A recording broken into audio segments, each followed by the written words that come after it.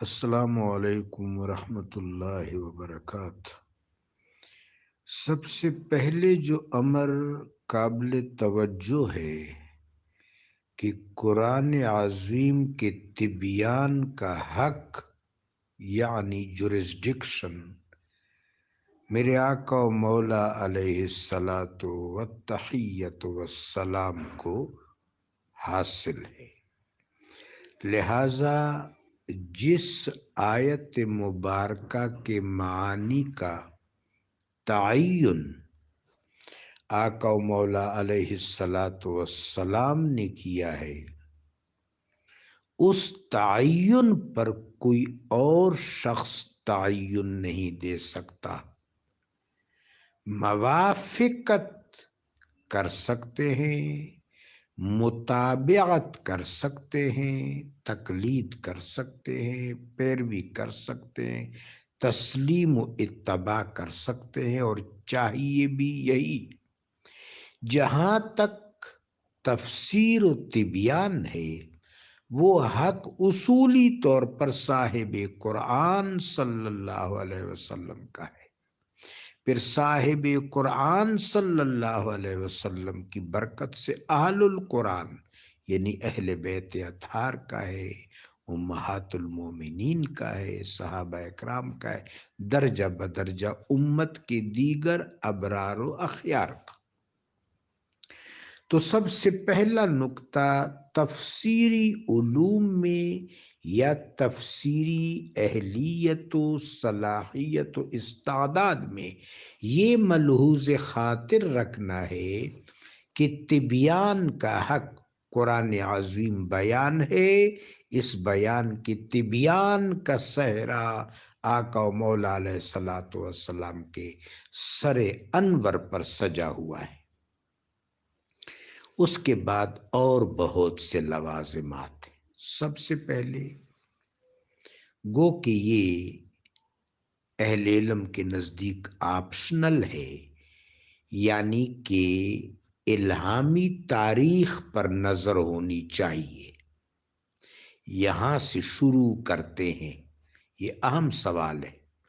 الہامی تاریخ پر اس سے پہلے سیدنا شیس علیہ السلام پر جو صحائف آئے، سیدنا نوح علیہ السلام پر، ابراہیم علیہ السلام پر، موسیٰ علیہ السلام، سیدنا داؤد علیہ السلام، سیدنا عیسیٰ علیہ السلام، یعنی الہامی تاریخ کے تواتر پر نظر ہونی چاہیے۔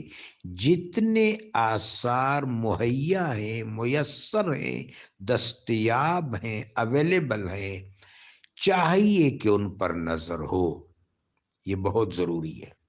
اس کے بعد قرآن عظیم میں جو مصادر و اسماء استعمال ہوئے ہیں، ادب عرب میں، بادیہ عرب میں، روزمرہ عرب میں، محاورہ عرب میں، سخن عرب میں، وہ الفاظ کن کن معانی میں استعمال ہوتے تھے، یعنی یہ جو عربی کا پس منظر ہے اس پر بھی نظر ہونی چاہیے۔ اس کے بعد صرف و نحو پر گرفت ہونی چاہیے۔ اس کے بعد علم کلام پر گرفت ہونی چاہیے۔ اس کے بعد علم تزکیہ یعنی تصوف اور طریقت کا نہایت عمدہ رجحان میسر ہونا چاہیے، عمدہ ذوق، شوق اور مشرب تزکیاتی امور کا، طریقت کا، تصوف اور باطنی اور احسانی علوم کا۔ اس کے بعد استخراج، استنباط، استدلال، ان چیزوں پر نظر ہونی چاہیے۔ علم مجادلہ کا فہم ہونا چاہیے، علم عقلیات و منطق و تفلسف کا فہم ہونا چاہیے۔ اور اس کے بعد پھر قرآن عظیم کے تفسیرات کے حوالے سے تسلسل، تدریج اور تعامل کا علم ہونا چاہیے۔ الغرض المختصر، اہل علم نے 14 علوم کی نشاندہی کی ہے کہ ان 14 علوم میں درک اور استدراک میسر ہو تب قرآن عظیم کی تفسیر کا بیڑا اٹھانا چاہیے۔ اس کا مطلب ہے کہ بڑی استعداد، بڑی اہلیت اور بڑی استطاعت درکار ہے۔ یہ تو کسب ہے، اس کسب سے اوپر جو چیز بہت لازمی ہے وہ رب جلیل و جمیل کی توفیق ہے، اللہ کی مدد ہے، اللہ کا کرم ہے، اور آقا و مولا علیہ الصلاۃ والسلام کی خاص نظر ہے۔ یہ ساری کی ساری چیزیں ایک مفسر کے لیے از بس ضروری ہے۔ خدائے کریم و جلیل ہمیں اس حوالہ سے نہایت محتاط روش کی توفیق عطا فرمائے۔ لہٰذا جو اساتین مفسرین ہیں ان پر اعتماد کرنا زیادہ اچھا ہے، زیادہ انسب ہے۔